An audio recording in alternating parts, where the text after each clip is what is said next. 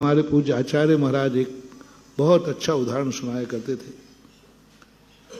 कि एक व्यक्ति बहुत दुखी था, तोता था तोता। अब वो पिंजरे से बाहर निकलने नहीं देते ते, पिंजरे में बंद था। तो और सेठ जी धर्मात्मा थे, तो तोते से क्या कहे, तो वो जाते, तोता का कहाँ जा रहा है सेठ जी? बोले महाराज जी का प्रवचन सुनने जा रहा हूँ। अब उसने कहा यदि मैं कहूँ कि मुझे ले चलो तो ये ले नहीं जाएंगे और कहेंगे कि चुपचाप बैठ, ये बहुत ऊंचे महाराज हैं बड़े, तुम पशुओं के महाराज नहीं, हम सेठों के महाराज हैं। तो ये माने, उसने कहा सेठ जी आप मुझे तो ले नहीं जाओगे, हाँ तुझे नहीं ले जाऊंगा, तो मेरा एक प्रश्न पूछ के आना अपने गुरु से जिज्ञासा समाधान में, कि मुक्ति का मार्ग क्या है,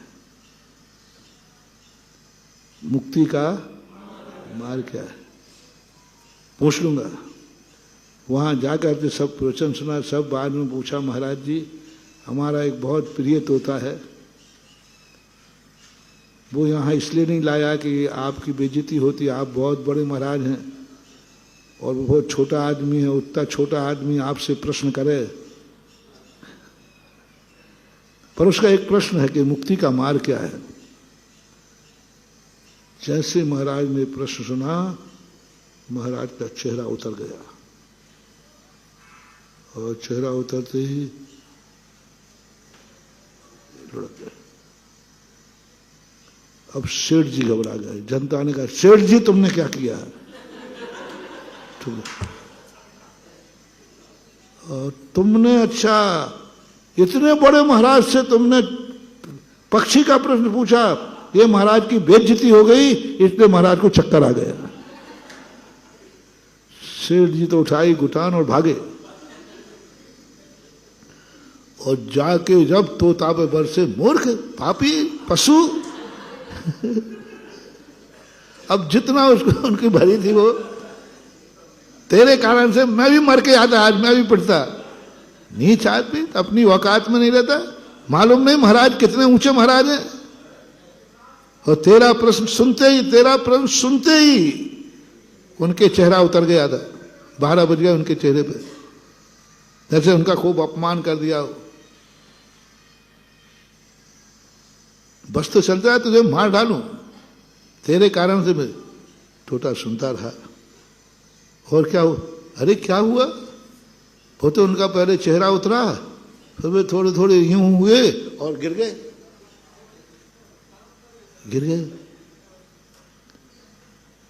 तोता समझ गया, बोले सेठ जी गलती हो गई, क्षमा करना, हमें मालूम नहीं था कि आपके गुरु महाराज इतने ऊंचे हैं कि वो छोटों की बात को सुनकर अपनी बेइज्जती करते हैं। मैंने तो ये सोचा था जो महान होते हैं वो प्राणी मात्र के होते हैं, सबके कल्याण होते हैं। हमें क्या मालूम कि आपके गुरु बड़े आदमियों के महाराज हैं, बड़े। हमें तो मालूम था कि भाई साधु है तो सबका होता है, क्षमा करना, कोई बात नहीं। सेठ जी चले गए। और तोता को क्या हुआ?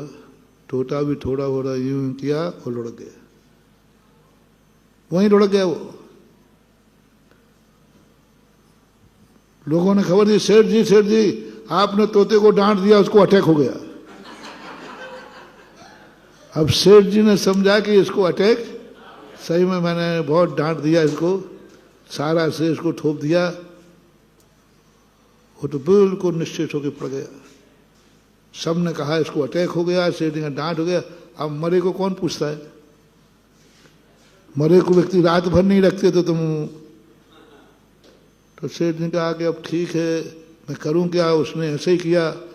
डर लग रहा कहीं महाराज जी भी नहीं चले गए हों। पता किया तो महाराज तो थोड़ी देर बाद बैठ गए थे, ठीक ठाक बैठ गए थे, पर तोता तो मर गया। तो उन्होंने कहा भैया पिंजरा खोलो, फेंक दो इसको। जैसे ही पिंजरा खोला, फेंका, तैसे उड़ के डाली पे बैठ गया। बोले क्यों भैया ये क्या किया तूने? बोले हमारे गुरु महाराज ने तो उपदेश दे दिया। सेठ जी जिंदगी हो गई महाराज के पास जाते जाते, अभी तक महाराज का इशारा नहीं समझे।